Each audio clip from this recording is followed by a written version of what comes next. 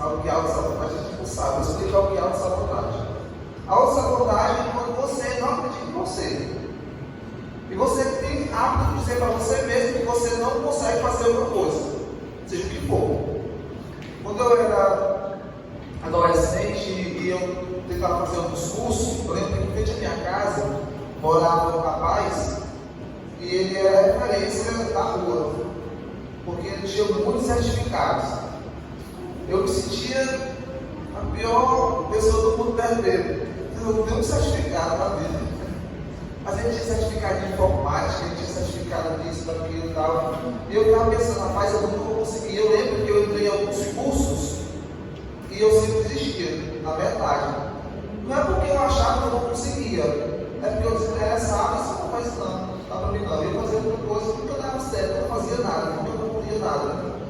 Só que chegou uma fase da vida em que a gente é cobrado pela vida.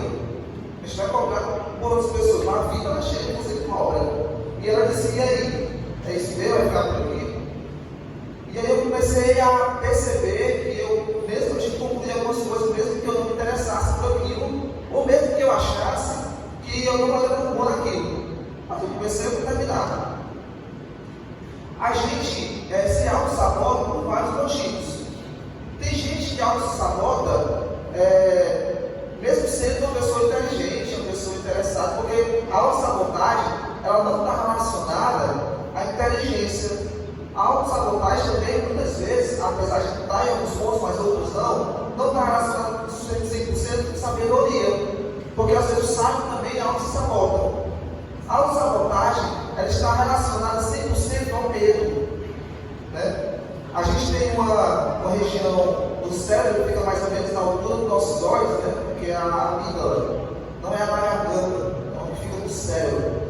E a nossa amígdala é responsável por sinalizar situações de medo. Então, quando você sente medo, é algo fisiológico e biológico. O medo, ele não é psicológico. A gente fala que o medo é fisiológico, o medo não é psicológico. O medo é fisiológico. Você tem uma parte do seu cérebro que joga substâncias para que você tenha medo. Só que quando a gente aprende a não controlar essas situações, a gente começa a se auto-sabotar. Por exemplo, seu sonho é fazer alguma coisa, seja lá o que for, mas você coloca para ser preciso, porque você pensa assim, eu sou velho para fazer isso, eu sou velho para fazer isso. Ou então, eu não sou tão inteligente para poder fazer isso. Tem gente que auto-sabota por coisas simples, como por exemplo, cozinhar. Tem gente que se colocasse a cozinharia bem, mas olha assim, não, eu não consigo. Quando você fala isso para você, que você não consegue fazer alguma coisa, você não vai conseguir fazer alguma coisa. Eu vou te dar um exemplo. Alguém aqui fala de atividade física, né? Algumas pessoas aí fazem. Essa atividade física de vocês, ela demanda gasto de energia, de força, tudo, né? E às vezes você está lá fazendo aquele exercício e você pensa assim, eu acho que não consigo mais não. E aí, às vezes você desiste antes do tempo. Quando você está com alguém, ou tem algum incentivo, você diz, não, vamos lá, tu consegue. E aí quando você vai ver, você fez o dobro e achava que não conseguia, você fez pelo menos a metade do dobro. Aí você pensa, poxa vida, eu consegui, você vai ficar mais feliz. Você vai feliz, você vê uma endorfina, né, no seu cérebro, no seu organismo, no seu cérebro sente prazer naquilo. Poxa, consegui. A autossabotagem é uma armadilha que nós mesmos criamos. Então, quando a gente tem medo de arriscar, nós estamos nos auto-sabotando. Só que nós, aqui não é uma palestra de coach, né? Quando eu sou coach, se eu fosse coach, eu era o pior do mundo. Eu dizia essa pessoa que existe, não serve para você não. Eu não posso dizer para você assim, olha, tenta fazer um concurso para ser juiz. Você tem noção da dificuldade que é um concurso para ser juiz? Aí eu disse, não, Sebastião, mas é possível. É possível. Mas não é para todo mundo. A gente não pode também romantizar as coisas assim, não, você pode tudo o que você quiser. É mentira. Você não pode tudo o que você quiser. E nem você pode ser tudo o que você quiser. Nós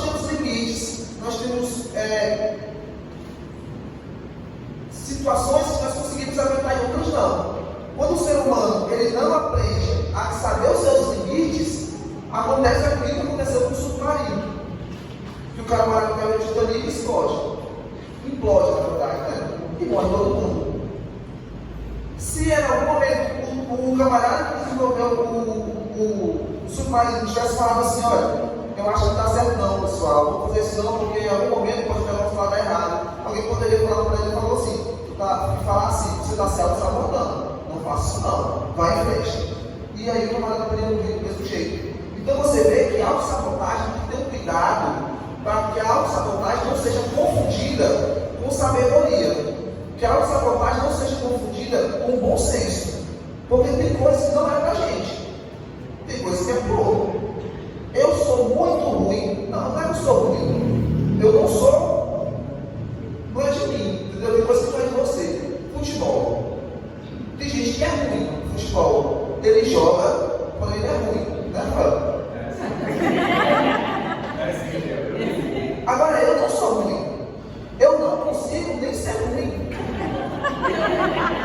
Entendeu? Eu não consigo. Eu não sei jogar futebol. Eu não sei me movimentar numa quadra. O Rafael ele é ruim, mas ele sabe. Ele sabe marcar, ele sabe correr para chutar, ele sabe se posicionar. Eu não sei. E aí eu me senti frustrado. Eu não sei nem ser ruim. Não, eu já sei isso na minha vida e eu pensei, bom, eu não vou jogar futebol. E vocês não vão me ver jogando futebol. Vocês não terão esse prazer. Ficarei velho, se Jesus voltar, eu vou morrer. E não vou me sentir frustrado porque eu não joguei futebol. Seria autossabotagem falar isso para mim? Obviamente não. Não faz sentido nenhum, isso não está dando nada na minha vida. Então tem coisas que a gente tem que saber o que é limite, o que é pra gente e o que é autossabotagem. A autossabotagem está relacionada a isso que eu falei para vocês, ao medo dos riscos, né? Outro problema também que está relacionado à autossabotagem é ouvir mais pessoas que não têm moral nenhuma para falar do que você mesmo, do que a Deus. Tem gente que escuta todo mundo, menos ele mesmo e a palavra de Deus. Tem gente que todo vai perguntar para você até o seu Zé da Bodega, mas ele não aceita as próprias palavras. Essas autoafirmações que nós falamos quantas vezes, eu não posso, não dá, eu não consigo, isso é muito prejudicial para a gente. Porque eu já falei um negócio para vocês, que é chamado de neuromodelação. O que é isso? A neuromodelação é quando o nosso cérebro, ele muda a forma de comportamento dele. Não é que o cérebro muda de tamanho, muda de jeito, mas as cargas elétricas que acontecem no cérebro, elas mudam de intensidade. Acontece mais no local e depois começa a acontecer mais no outro. E isso está relacionado a nosso tipo de modelagem, que é aquilo que eu vejo demais, aquilo que eu escuto demais. E quando eu escuto demais alguma coisa, sobre mim principalmente, eu aceito que eu sou aquilo. Então daqui a gente já começa a ir para um ponto que eu quero chegar com vocês, por isso que eu falei que não é uma palestra de coach, de motivacional, porque nós vamos terminar na Bíblia. E não tem lugar melhor para você aprender aos seus limites, para você aprender quem é você e para por que é que você está aqui, o que é que você tem que fazer, nada melhor do que a Bíblia. A Bíblia está cheia de informações e ela é suficiente para poder te responder. Basta você estudar, você investigar. Criar crenças limitantes também é um grande problema, né? Criar crenças limitantes eu lembro que quando eu era adolescente, eu estava no ensino médio, eu sempre fui um aluno muito meia boca. Não era bom e não era ruim. Era aquele aluno que, se eu passei, tá bom. Se eu quisesse tirar uma nota maior, eu estudava ali e tirava a nota. Mas eu não estava com vontade de tirar uma nota maior. Eu não quero ser o melhor aluno da sala. Eu nunca almejei ser o melhor aluno da sala, tirar a nota 10, eu só tiro 10. Aí eu sentia orgulho lindo assim. Dizia assim, eu tirei o 6 e passei também. Eu precisou soltando para tirar 10 e eu passei do mesmo jeito. Eu acho isso uma martirização. Eu não tenho nada contra quem se coloca nessa posição, mas eu acho muito perigoso você ser aquela pessoa assim, eu sou indo para tirar 10. Tá bom, um dia você vai tirar uma nota muito baixa para se frustrar, porque um dia vai tirar. Um dia você vai encontrar alguém muito melhor do que você do que você faz. Seja lá o que for, um dia alguém vai ser muito melhor do que você. Então eu não coloco essa posição. Mas eu tenho ainda algumas crenças limitantes. O que são crenças limitantes? São coisas que nós criamos na nossa cabeça e a gente define como regra. Então, por exemplo, eu não consigo pregar. Fatiel, eu não consigo, eu já tentei pregar e foi horrível, foi péssimo. Não é para mim, nunca mais eu preguei. E aí você tomou isso como uma regra, que você não consegue pregar. Eu não consigo dar um estudo. Você vê que você está definindo, você está fazendo uma regra para a sua vida. Isso são crenças limitantes.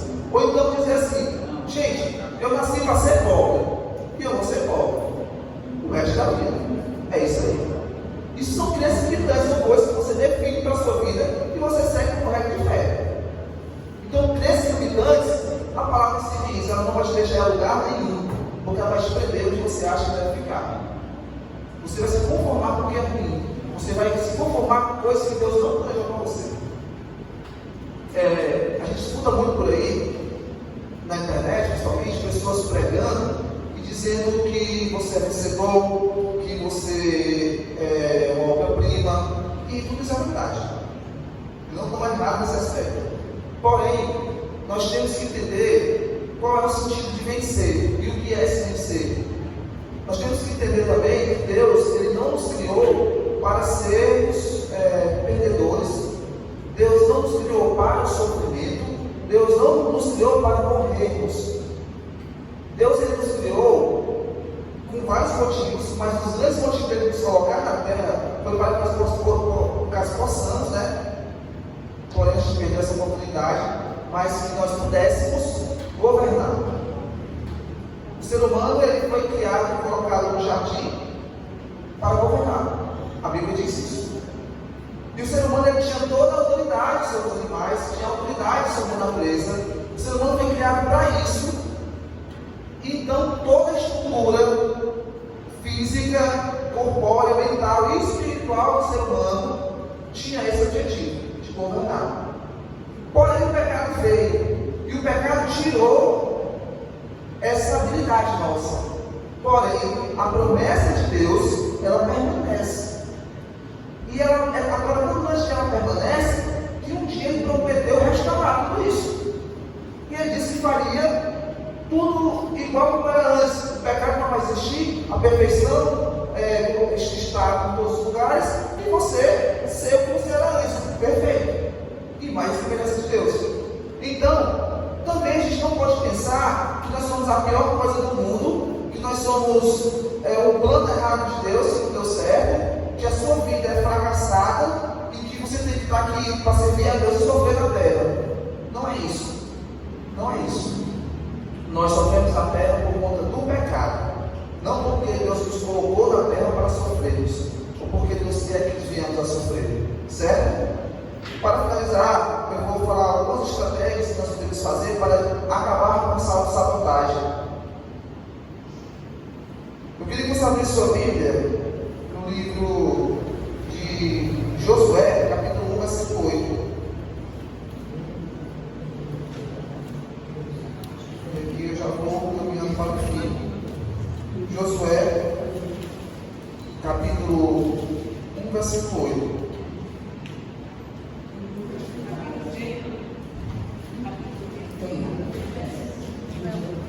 Josué, capítulo 1, versículo 8.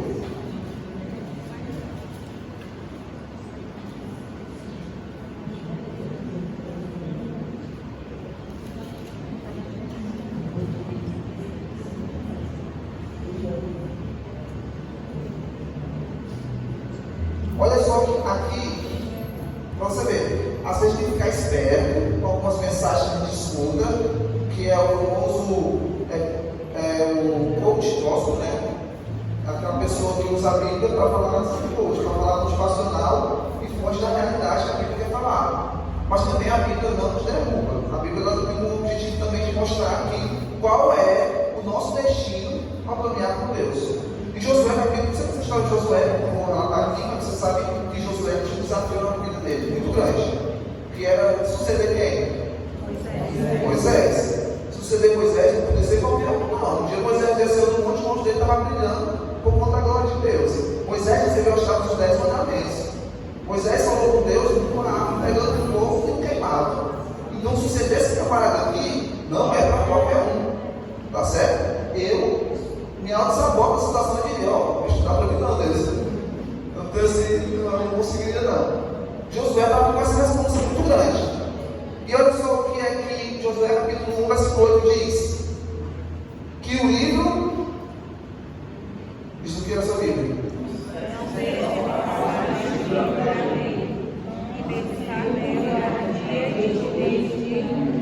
Para que tenhas o cuidado de agir em conformidade com tudo que nele está escrito.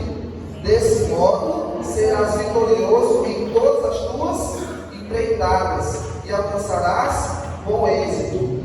Amém? Amém? Aqui é uma promessa em que diz que se você meditar dia e noite na palavra de Deus, se você pega essa lei de Deus, guarda no seu coração, se você se alimenta disso, se você vive isso, o caminho é certo, é vitória em qualquer coisa que você faça. Flatiel, calma aí, é porque tem coisas que na vida cristã não dá certo, é verdade, mas o fato de não dar certo não significa que não seja uma vitória.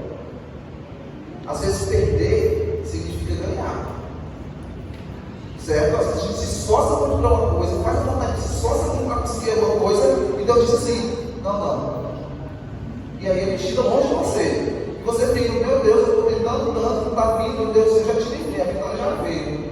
Porque se você tivesse entrado nessa empreitada que você estava querendo, isso poderia ser o seu fim, poderia ser o motivo de nos afastar. E Deus, ele tira algumas coisas da gente, e isso significa vitória. Tudo que sai de mim, tudo que sai de perto de mim, que poderia me afastar de Deus, é uma vitória. Inclusive pessoas. Certo? Inclusive pessoas. Tem pessoas que nos afastam de Deus. Aí você escolhe se você vai ficar perto da pessoa ou se vai ficar perto de Deus. Mas existem pessoas que nos afastam de Deus também. Abre aí em Salmos capítulo 55, versículo 22.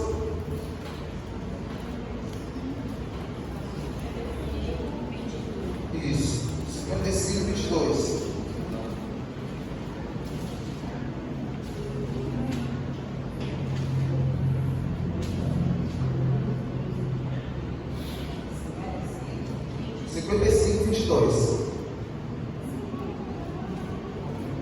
Diz assim,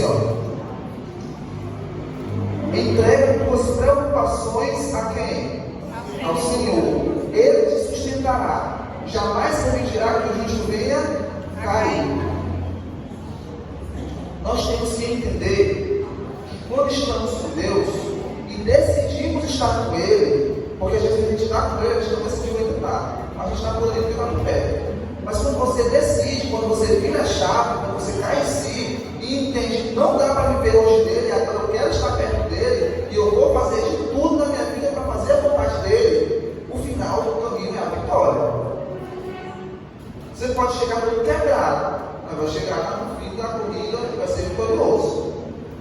Então, uma das estratégias para que você possa parar com a questão da autossabotagem é você começar a viver o que Deus tem para você e parar de querer viver o que você acha que é melhor para você, porque nós não sabemos o que é melhor para nós. Sabe como é que a gente vai saber o que Deus quer para a minha vida? Aí eu não vou dizer que eu sou Deus. Você teria que estar perto dele, se relacionar com ele e ele poder dizer para você. Para algumas pessoas parece que ele demora mais tempo para dizer o que ele quer. Para outros ele diz até antes da pessoa se aproximar, ele já disse. Mas é Deus. E eu tenho certeza que de falar, ele vai falar com você. Ele vai falar com você.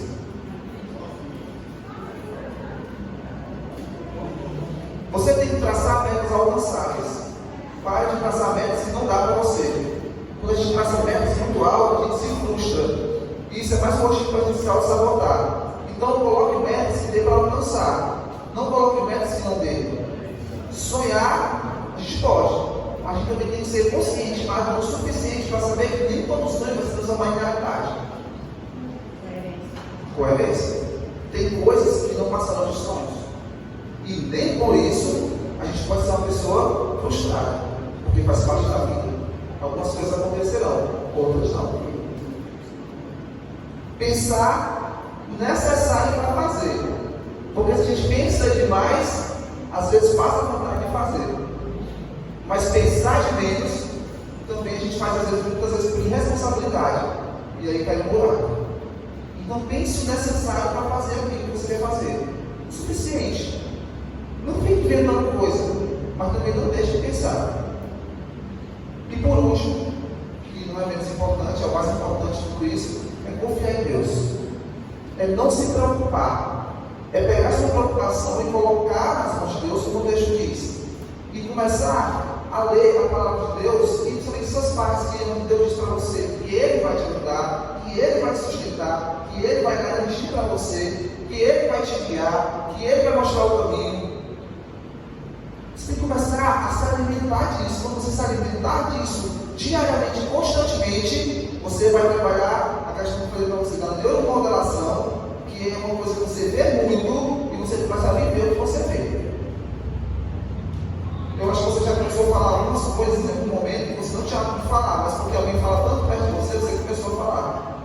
Então você começou a ter um comportamento parecido com alguém que você vivia muito próximo. Com Deus não é diferente. Nós somos feitos para ser a imagem e semelhança de quem? Nós somos feitos para ser a imagem e semelhança de Deus. Uma coisa que nós somos só orgulhosos para ser, é imagem e semelhança. Se eu não for de Deus, eu vou ser de outra coisa. O ser humano, ele carece de referência. O ser humano, ele precisa de alguma coisa para olhar, para ir atrás.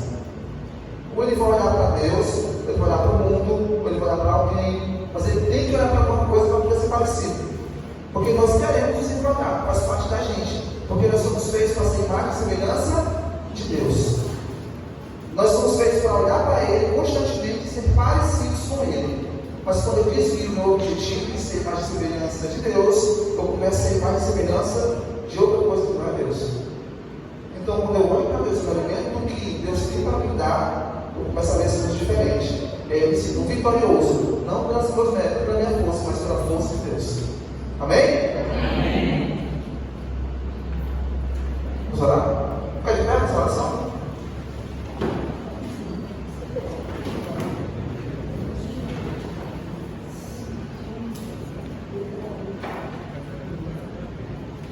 Oremos. Santíssimo Deus e bom Pai, graças te damos, Jesus, por essa noite maravilhosa, por essa vigília que o Senhor está nos concedendo. Queremos te dizer, Deus, que somos muito gratos porque nós temos a certeza de que o Senhor falará com cada um de nós, o nosso íntimo. Então, Pai, pode fazer com que o Teu Santo Espírito venha e diga o que o Senhor quer que nós façamos, que o Teu Santo Espírito fale coisas que nós precisamos ouvir, que nós temos a necessidade de ouvir. Pai amado, que todos os dias nós possamos entender e perceber que nós necessitamos e carecemos estar mais próximos de Ti, para cada vez mais sermos parecidos contigo e sermos vitoriosos em Ti. É o que nós te pedimos, em nome de Jesus. Amém.